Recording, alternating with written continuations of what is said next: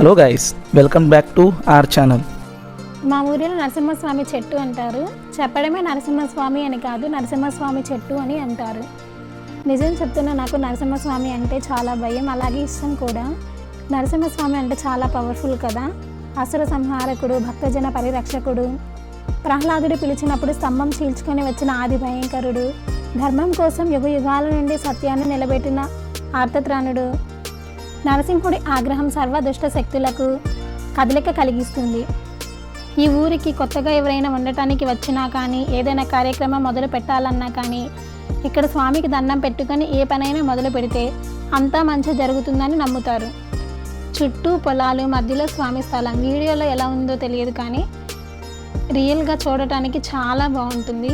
పెద్ద చెట్టు కూడా చూడండి ఎలా ఉంటుందో. మా అమ్మ స్వామికి దండం పెట్టుకుంది. పొంగల్